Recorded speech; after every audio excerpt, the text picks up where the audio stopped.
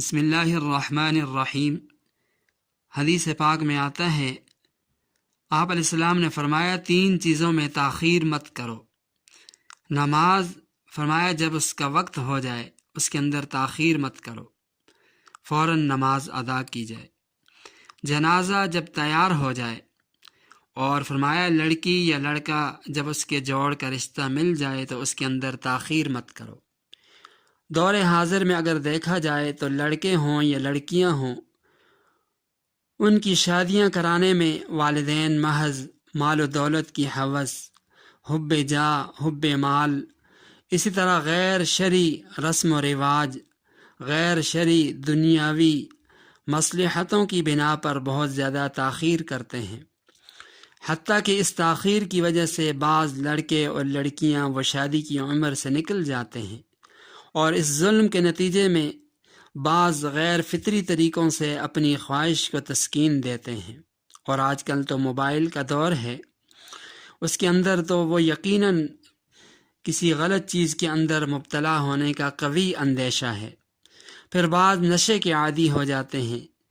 بعض سلیم الطبع یا دیندار ذہن رکھنے والے اگر وہ برائی سے بچ بھی جائیں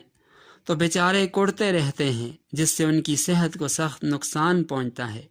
اور مزاج میں چڑچڑا پن پیدا ہو جاتا ہے، اور بعض تو بیچارے نفسیاتی مریض بن جاتے ہیں۔ غرض حب دنیا، حب مال، غلط رسم و رواج، اسی طرح غیر شرعی شرائط، ان جیسے مہلک امراض کے اندر مبتلا والدین کے اس طرز عمل سے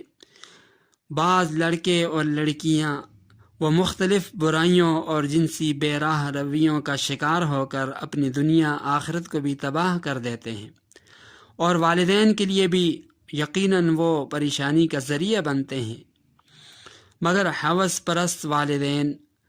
حب جاہ اور حب مال کے اندر مبتلا والدین، وہ اپنے خود ساختہ معیار کا رشتہ نہ ملنے کا فضول عذر لنگ پیش کرتے رہتے ہیں، فضول عذر پیش کرتے رہتے ہیں کہ فلاں وجہ ہے، فلاں وجہ ہے، فلاں جگہ رشتہ ہمارے معیار کے مطابق نہیں، لڑکا سرکاری ملازم نہیں، اسی طرح لڑکی ابھی پڑھ رہی ہے، وہ PhD کر رہی ہے، فلاں کر رہی ہے، فلاں کر رہی ہے۔ یہاں یہ بات بھی ذہن میں رہے کہ بلا وجہ تاخیر کی وجہ سے اگر لڑکا اور لڑکی کسی گناہ کے اندر مبتلا ہو جاتے ہیں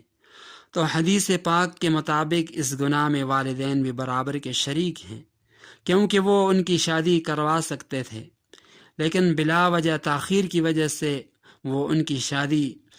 فضول رسم و رواج کی وجہ سے کرانے سے وہ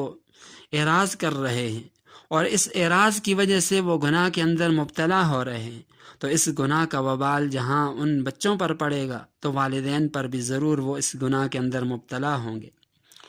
والدین اگر مال و دولت اور دنیاوی جاہ و منصب سے بے نیاز ہو کر محض اللہ تعالیٰ کی رضا، محض دینداری کو پیش نظر رکھیں تو ایسے رشتے بہت آسانی سے مل جاتے ہیں، شادیاں بھی آسانی کے ساتھ ہو جاتی ہیں، اور ایسی شادیاں جو دنیا میں بھی چین و سکون کا ذریعہ بنتی ہیں، اور اس سے ہٹ کر ان کی اولاد کے لیے دین کی حفاظت کا ذریعہ بنتی ہیں۔ تو شادی چاہے لڑکی کی ہو یا لڑکے کی کرانی ہو، اس کے اندر سب سے پہلے والدین کو دینداری کو دیکھنا چاہیے۔ اگر لڑکا اور لڑکی جہاں اپنی لڑکی کا رشتہ دے رہے ہیں تو لڑکے کے اندر دینداری کو دیکھیں، اگر وہ کام کاج کرنے کا اہل ہے، اس کے اندر وہ طاقت ہے کہ وہ کام کاج کر سکتا ہے، بھلے فی الوقت اگر اس کو کوئی کام کاج نہیں بھی ہے تو دینداری کو دیکھیں کہ اگر وہ دیندار ہیں تو ایسے رشتے کو نہ ٹھکرایا جائے اور ایسی شادی کے اندر تاخیر بھی نہ کی جائے۔ اللہ تعالی ہم سب کو عمل کرنے کی توفیق عطا فرمائے۔